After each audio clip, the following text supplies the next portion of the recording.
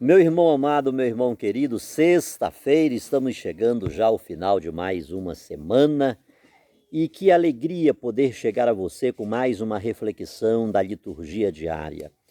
Hoje temos como primeira leitura uma leitura da profecia de Naum,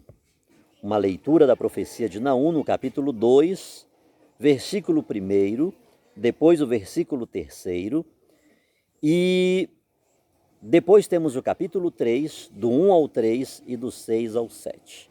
Não sei se consegui me explicar. Leitura da profecia de Naum, capítulo 2, versículo 1 e 3. Depois, capítulo 3, do 1 ao 3 e do 6 ao 7. O nosso salmo responsorial é Deuteronômio, capítulo 32, tá? Versículo 35 ao 36,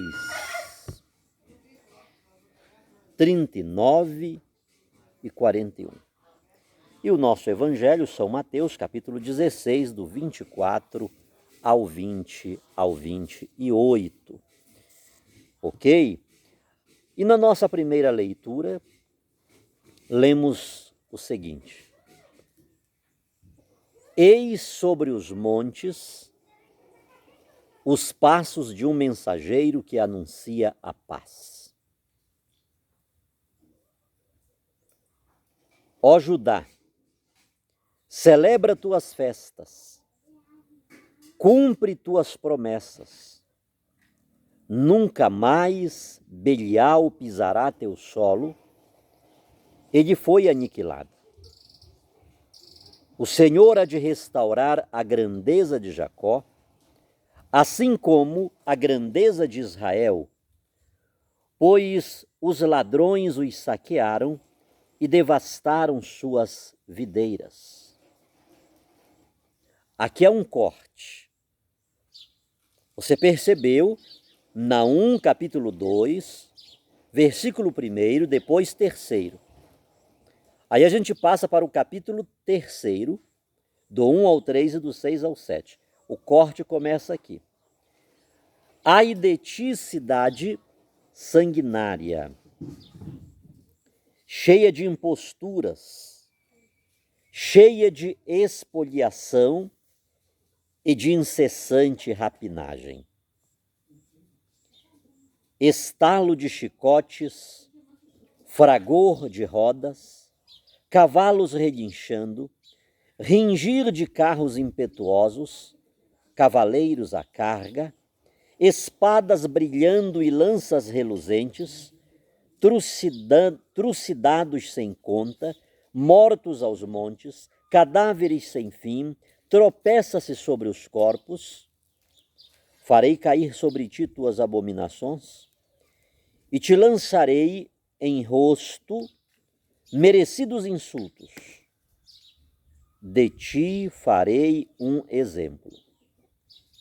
Assim todos os que te virem fugirão para longe dizendo: o quê? Nínive está em ruínas. Quem terá compaixão dela? Onde achar quem a console? Esta para nós é a palavra do Senhor, graças a Deus. Sou eu quem tiro a vida, salmo responsorial, sou eu quem faz viver. Já vem o dia em que serão arruinados e o seu destino se apressa em chegar, porque o Senhor fará justiça ao seu povo e salvará todos aqueles que o servem. Saibam todos que eu sou somente eu, e não existe outro Deus além de mim. Quem mata e faz viver sou eu somente, sou eu que firo e eu que torno a curar. Se eu afiar a minha espada reluzente e com as minhas próprias mãos fizer justiça, dos adversários todos hei de me vingar e vou retribuir aos que odeiam. Este é o nosso salmo. Interessante, né? no Evangelho, segundo Mateus 16, 24 ao 28, Jesus disse aos discípulos: se alguém me seguir, não vamos ler todos. Se alguém quer me seguir, renuncie a si mesmo, tome a sua cruz e me siga. Amém. Esta para nós é palavra da salvação. Meu amado irmão, minha querida irmã, por 150 anos, Nínive foi tida, reconhecida no cenário mundial de então como a cidade opressora por excelência. As cidades da costa asiática do Mediterrâneo, elas conheceram a crueldade, os horrores identificados à época como o horror dos ninivitas. As suas conquistas eram sangrentas.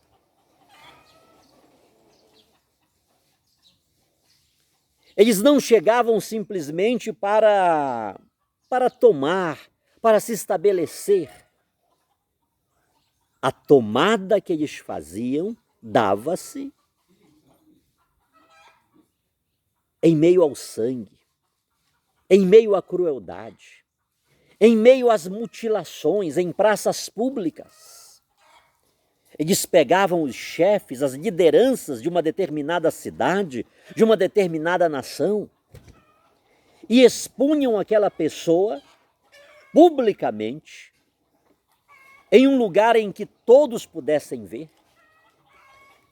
e na maior frieza, na maior alegria que a violência pode provocar, se é que em algum momento ela provoca alguma alegria, mas os historiadores são unânimes em dizer que eles alimentavam-se da alegria da violência. Aquilo para eles era como que um refrigério à alma. Eles poderem pegar as pessoas subjugadas e levá-las à carnificina, às mutilações, aos esfolamentos. Há historiadores que dizem que quando eles não tinham nada para fazer, para mostrar quem eles eram, o poder que eles tinham, como é que eles conquistavam, eles esfolavam as pessoas, como se tira o couro de uma onça, de um bicho dessa natureza, um animal dessa natureza, e simplesmente abriam o couro daquela pessoa pregado nos muros da cidade. Inclusive, isso foi feito com o povo judeu.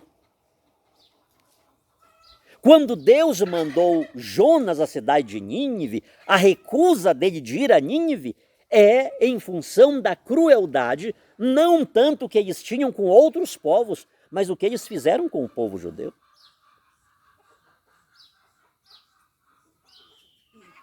Há relatos de que muitos judeus tiveram a sua pele grudada. A partir do esfolamento, e este esfolamento era pessoa viva.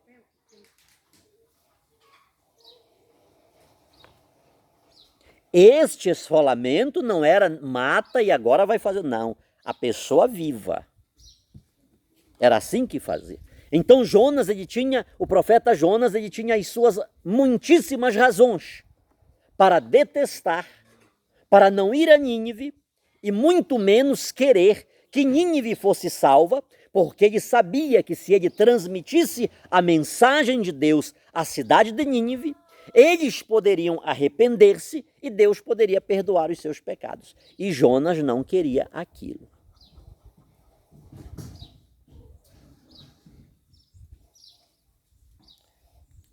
O que quero dizer, queridos, é que esta profecia de Naum, um profeta que mal a gente sabe o nome de um vilarejo, de uma cidadela, de onde ele era originário, mas dela não se tem nenhuma história.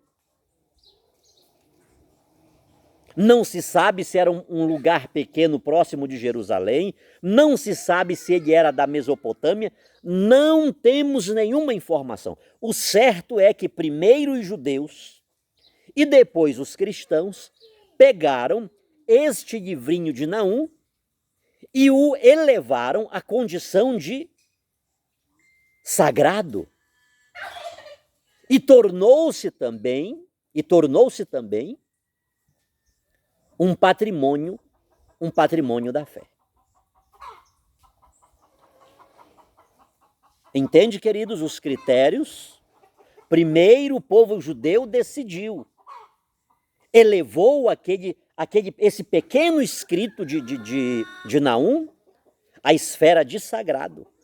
E a igreja, por sua vez, também acolheu esta obra e elevou ao seu patrimônio de fé.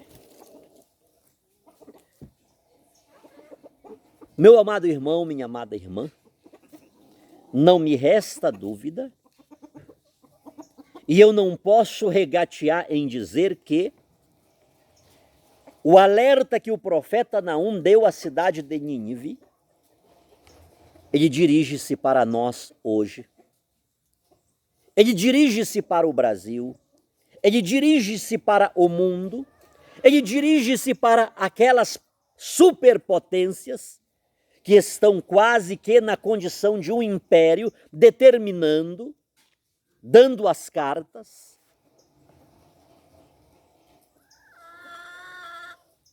Eu não tenho dúvida que a profecia de Naum dirige-se hoje à Rússia e não apenas a ela, a essas potências que estão exterminando crianças, mulheres que estão na maternidade para ter seus filhos, e lá morre a mãe, morre o filho, através de um bombardeio, de um míssil que é jogado, tantos idosos, tanta devastação. Eu não tenho a menor dúvida em dizer que esta profecia de Naum dirige-se à Rússia, mas também dirige-se ao nosso Brasil, que tornou-se um palco de violência. O nosso Brasil também tornou-se uma cidade sanguinária. Tornou-se uma cidade onde a violência tem prevalecido. Sobretudo quando esta violência está direcionada a pessoas que são tidas como o povo de Deus, que adoram a Deus, que louvam a Deus, que buscam a Deus. Não tenhamos dúvidas que a colheita será inevitável. Não houve ninguém na história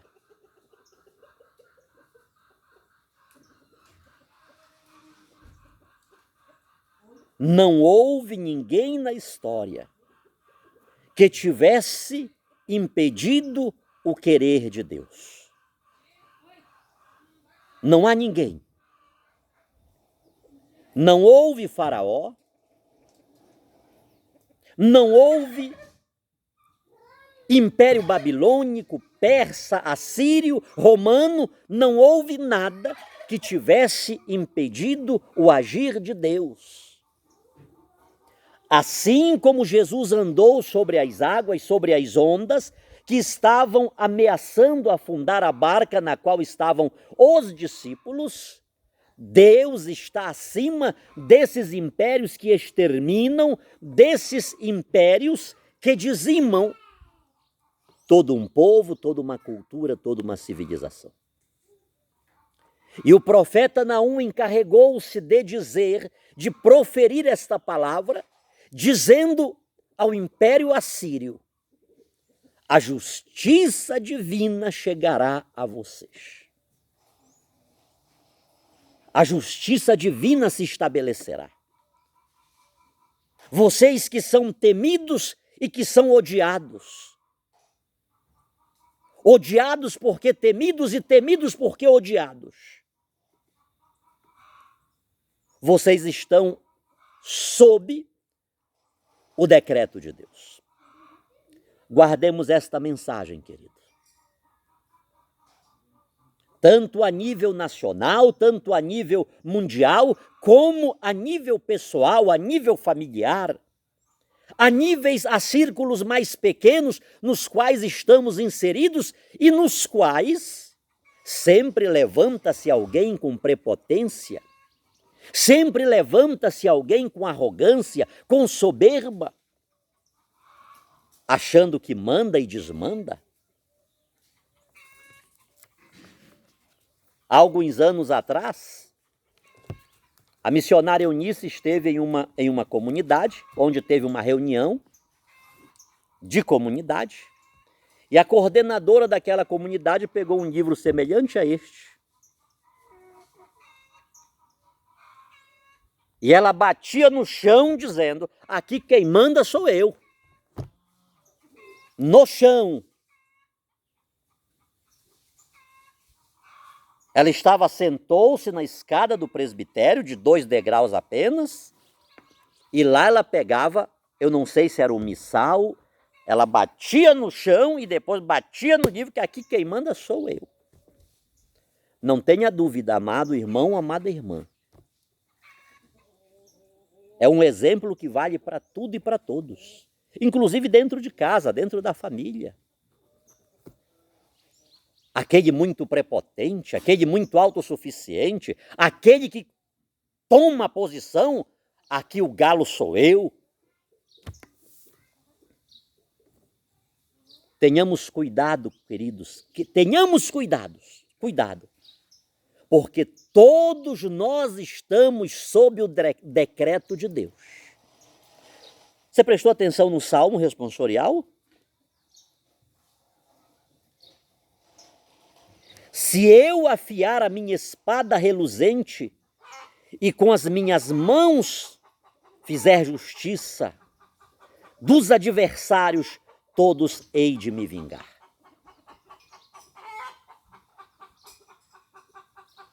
O Egito pagou caro, a Síria pagou caro, os romanos pagaram caro, os babilônios pagaram, faraós, Césares, os grandes impérios, nenhum ficou acima da jurisdição de Deus. Todos ficaram sob o decreto de Deus, sob o julgamento de Deus, porque é Ele quem faz justiça. Guardemos esta lição. Se eu quero estar debaixo da bênção de Deus, eu devo reconhecer que devo estar sob a sua vontade, o seu querer. É por isso que vimos na leitura de ontem o conhecimento de Deus a partir do coração. Um líder que não lidera a partir do coração, a partir das entranhas, a partir do amor, que não tem a vontade de Deus no seu coração, que não sabe dizer: tu és o Cristo, Filho do Deus vivo, esta pessoa está desabilitada, ela é incapaz de ser um líder segundo o querer de Deus. Isso vale para tudo. Inclusive e sobretudo para o campo religioso, para o campo eclesial, onde exige-se e espera-se que de lá tenham pessoas que constantemente gritem: tu és o Cristo, Filho do Deus. Não sou eu que sou o Cristo. Tu és o Cristo, tu és o Messias, tu és o Rei, tu és o Senhor, tu és o meu tudo, eu sou o teu servo. Sem esta concepção, queridos, estaremos sob o julgamento de Deus, e o julgamento de Deus é conforme a justiça dele, que é todo-poderoso, Criador dos céus e da terra. Mas se a profecia de Naum dirige-se à cidade de Nínive, dirige-se à Rússia, dirige-se ao Brasil. Estou falando da Rússia, queridos, porque o que este país, a partir do seu líder, do seu presidente, está fazendo com pessoas inocentes, é algo inominável. É algo inominável.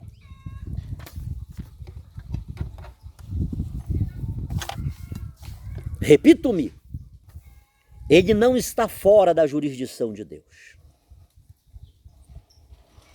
Ele não está fora do julgamento de Deus. E todos aqueles que com ele estão coluiados para matar os oprimidos, para matar os inocentes, pagarão um alto preço, porque de Deus não se zomba.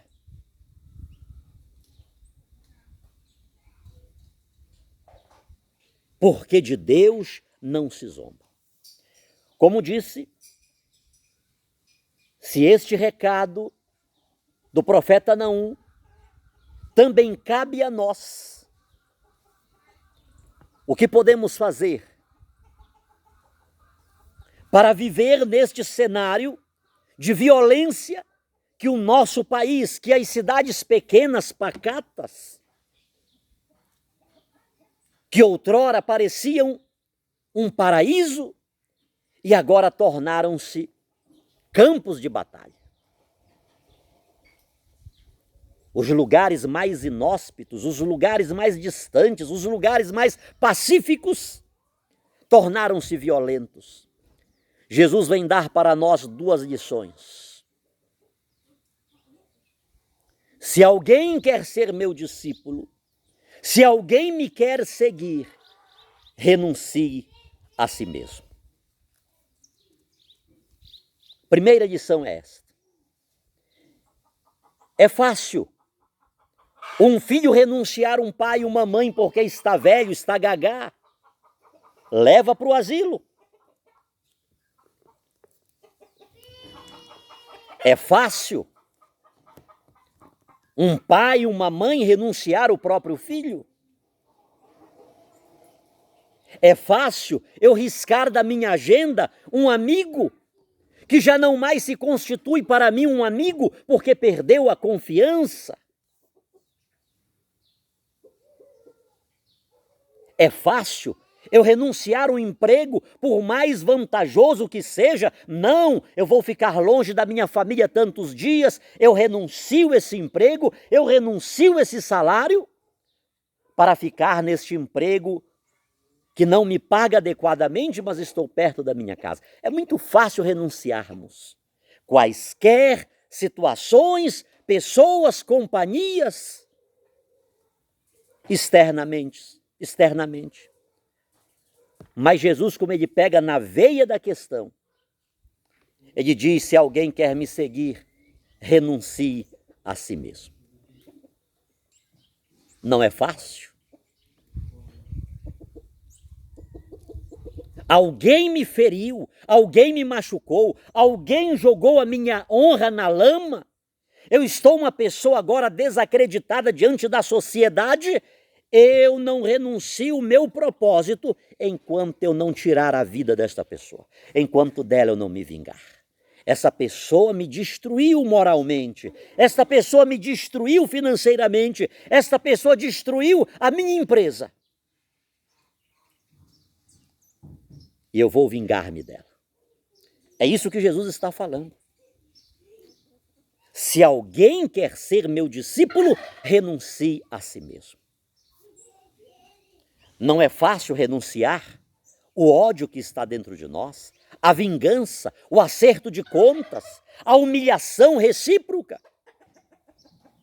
Eu não vou tirar a tua vida, eu não vou mutilar-te, eu não vou derramar o teu sangue, mas eu vou te fazer passar a mesma humilhação que me fizeste passar. É a lei do talião, dente por dente, olho por olho. E Jesus está dizendo que se não queremos ser uma cidade semelhante a Nínive, é necessário que renunciemos a nós mesmos. Se não quisermos estar sob o decreto de destruição de Deus, é necessário que não vivamos a exemplo de Nínive.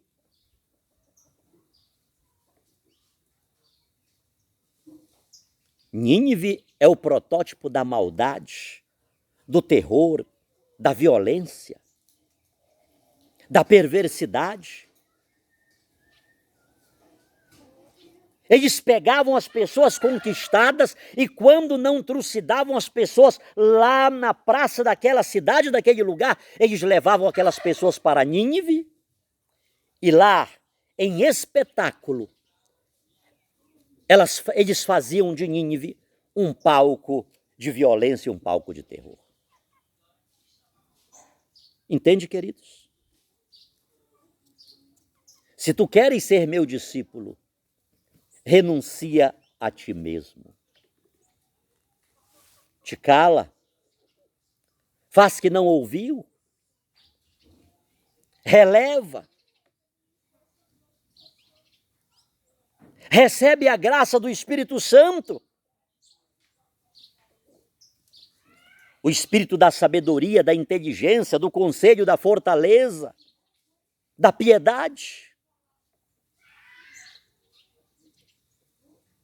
E é muito difícil a gente ver isso, por sinal você já observou pessoas que se dizem serem cheias do Espírito Santo, repletas dos dons e carismas. Por sinal tem os dons e carismas que estão escritos e alguns a mais. Mas são pessoas perversas, cruéis, ou seja, em uma palavra, são pessoas que nunca tiveram um encontro com Deus, nunca conheceram o Espírito Santo, estão falando de Espírito Santo, de dons e carismas, para subjugar, para se projetar, para tentarem ser alguma coisa sobre outras pessoas. Porque quem tem um encontro com Deus, os magos que encontraram Jesus, eles não mais voltaram pelo caminho de Herodes, eles seguiram para a sua terra por um outro caminho. O encontro com Jesus nos faz trilhar por um outro caminho.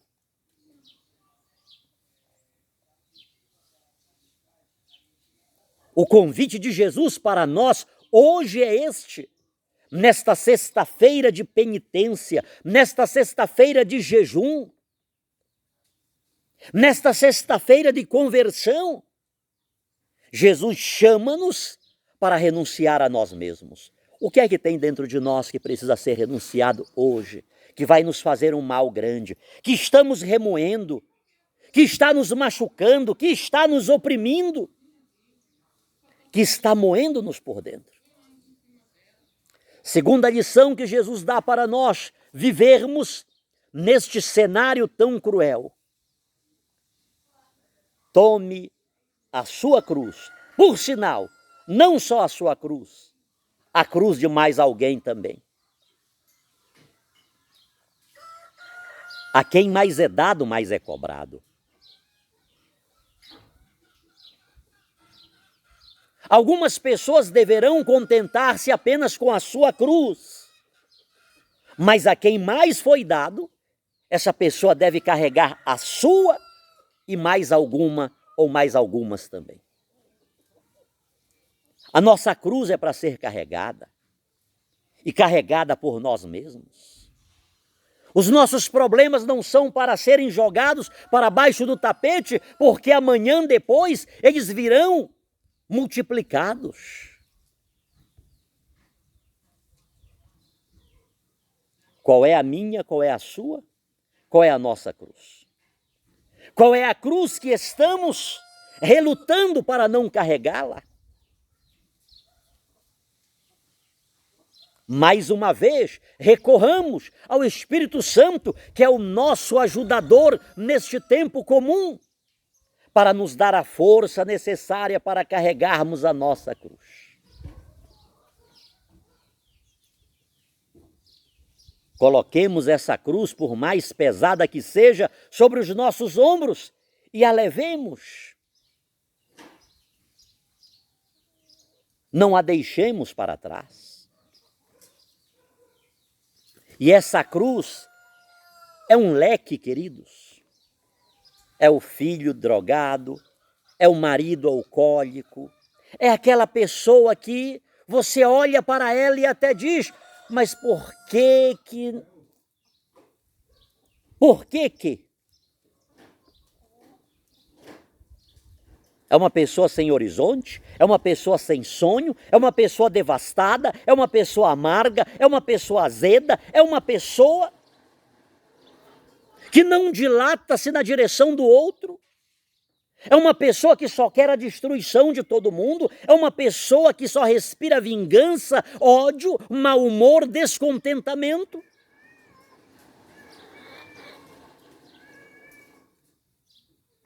Jesus está dizendo, se tu queres ser meu discípulo, carrega a tua cruz. Não importa qual seja. Olhemos hoje a Maria Santíssima que esteve de pé junto à cruz do seu filho. Você sabe por que muitas famílias ainda estão de pé, queridos? Por causa de muitas pessoas